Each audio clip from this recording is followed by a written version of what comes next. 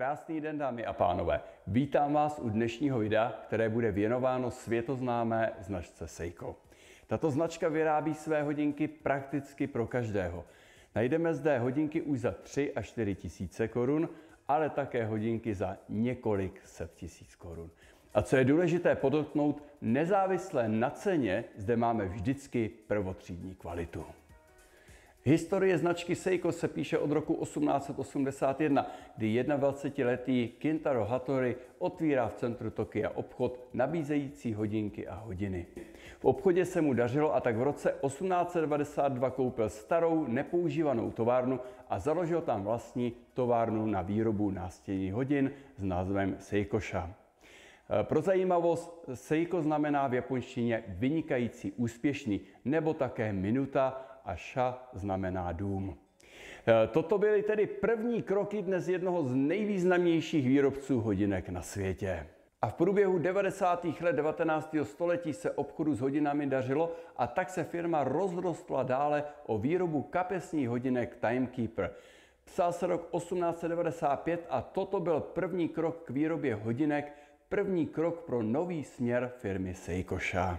Na počátku éry Taisho byl o náramkové hodinky velký zájem a do Japonska se dovážely. A tak se pan Hattori rozhodl tyto náramkové hodinky vyrábět. První jeho náramkové hodinky nesly logo Lauer a byly to první náramkové hodinky japonské výroby. V prvních dnech byla firma Seikosha schopna vyrábět pouze 30 až 50 hodinek denně. Ale Kintaro si takto vytvořil v tomto odvětví na tuzemském trhu náskok. Roku 1923 postihlo Japonsko zemětřesení a sídlo firmy i továrna vyhořely. Společnost Seiko se ale rychle postavila na nohy a už v prosinci 1924 uvedlo na trh nový model hodinek. A o 5 let později s rozšiřováním železniční dopravy v Japonsku si japonská vláda zvolila Seiko jako hlavního dodavatele hodinek. Strojvedoucí byli vybaveni hodinkami Seiko a spoléhali se naprosto na kvalitu a přesnost těchto hodinek. Už tenkrát, stejně jako dnes, Seiko vynikalo svou nadprůměrnou kvalitou a spolehlivostí. A dalším mezníkem pro Seiko bylo vystavění nového sídla společnosti, které je sídlem do dneška.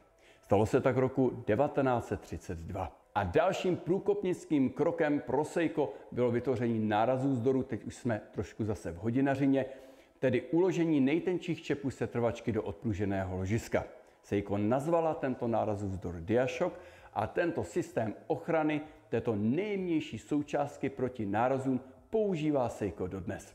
Je potřeba říct, že jakýkoliv nárazů vzdor, ať už jej dělají Švýcaři nebo Japonci, neeliminuje veškeré nárazy na 100%.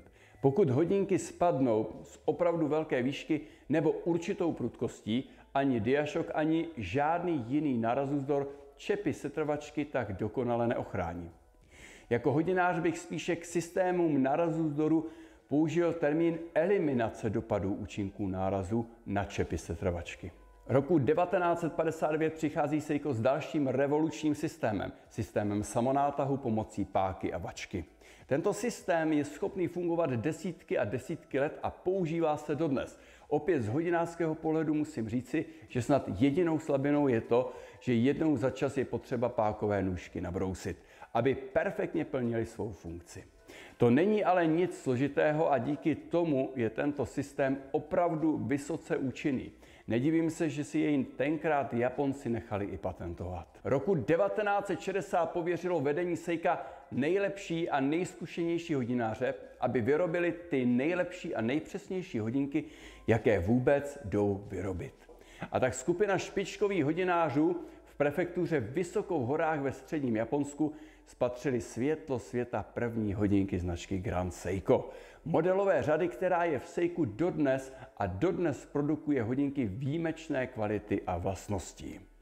A už o 4 roky později je Seiko oficiální časomírou na prvních olympijských hrách pořádaných v Tokiu. Seiko sem dodalo na 1278 časomír. Veškerý počet těchto časomír byl vyroben Seikem pouze pro tento účel, pro tuto olympiádu. A v témže roce Seiko vyrobilo své první hodinky vybavené stopovacím mechanismem. Jednalo se o první hodinky se stopkami firmy Seiko, které dokázaly pomocí jedné centrální vteřinové ručičky stopovat čas. A o rok později vyrábí Seiko první vodotěsné hodinky, a to do úctyhodné hloubky až 150 metrů. Korunka měla v sobě dvojité těsnění a hodinky byly vyzkoušeny 8. japonskou výzkumnou expedicí na Antarktidě.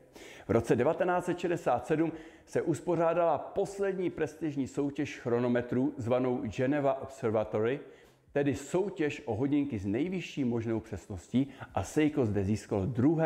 a 3. místo. Roku 1969 ukazuje světu Seiko kalibrem strojků 6139 první hodinky vybavené chronografem, tedy stopkami již ne s jednou centrální ručičkou, ale se 2 chronografovými ručičkami.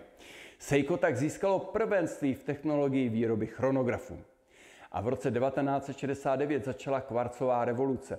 Seiko vyrobilo první hodinky modelové řady Astron. Tyto Astrony byly poháněné baterií a řízené krystalem. Pro zajímavost, kvarc je latinsky krystal.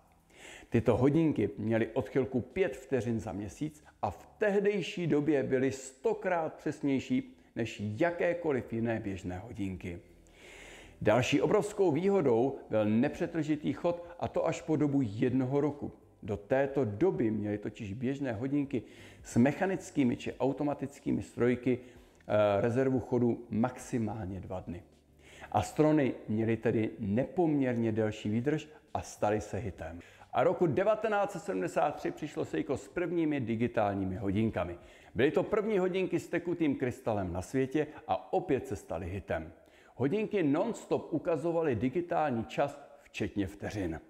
A o 2 roky později vyrábí Seiko první digitálky s podsvitem a stopkami s přesností na 1/10 vteřiny. V roce 1975 byl Seiku dokončen vývoj vodotěsných hodinek určených pro hlubinné potápění.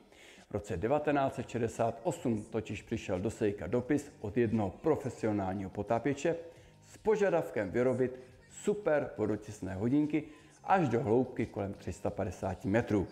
Seiko výzvu přijalo a po 7 letech vyrobilo hodinky z titanového pouzdra natolik utěsněné, že do nich neproniknulo ani helium. Seiko opět posunulo hranici ve světě hodinek na další úroveň, tentokrát ve směru vodotěsnosti. Seiko nepřestalo překvapovat svět dále. V roce 1982 vyrábí hodinky s tunerem a konektorem pro sluchátka pro sledování televize kdekoliv a kdykoliv.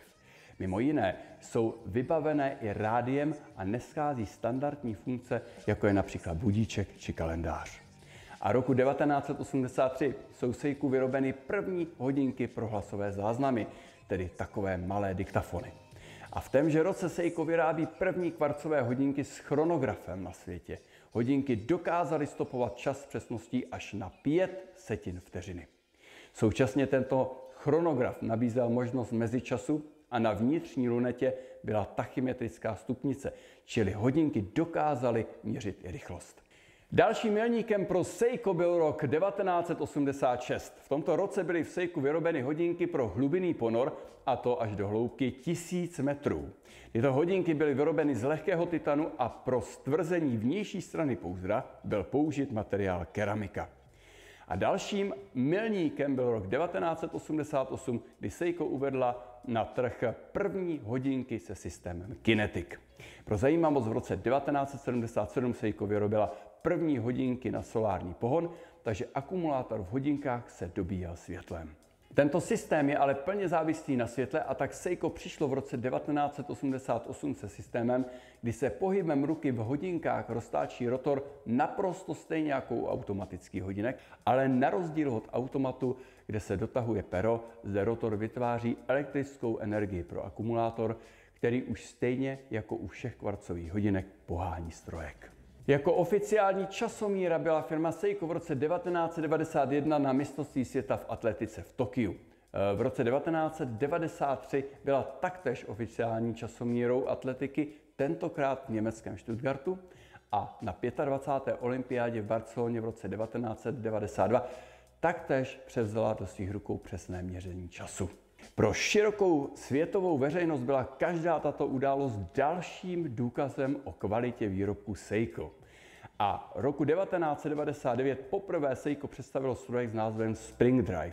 Tento strojek je poháněn klasickým perem a je také natahován pohybem ruky jako každý automat, ale díky speciální technologii krokového ústrojí vykazují tyto hodinky přesnost 1 vteřinu denně, čili velmi vysokou přesnost oproti klasickým automatům. V roce 2005 přichází Seiko s prvními ručičkovými hodinkami doplněné solárním dobíjením, které umí seřídit čas podle 3 zemí: Japonsko, Německo a USA.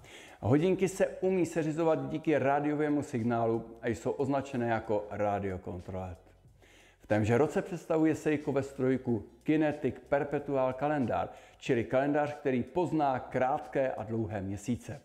A takhle bychom mohli pokračovat dále a dále až ke dnešnímu dni. Seiko téměř každý rok ukazuje světu, že se věnuje inovacím a vylepšování svých technologií. A ještě s dovolením zmíním rok 2012, kdy Seiko představuje první solární hodinky řízené GPS. Seiko vyvinulo vlastní přijímač GPS s velmi malým odběrem energie z akumulátoru.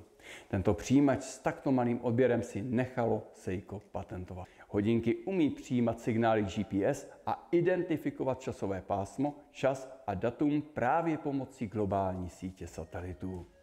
Rozpozná všech 39 časových pásem na Zemi. Tyto přelomové hodinky dostaly název Seiko Astron.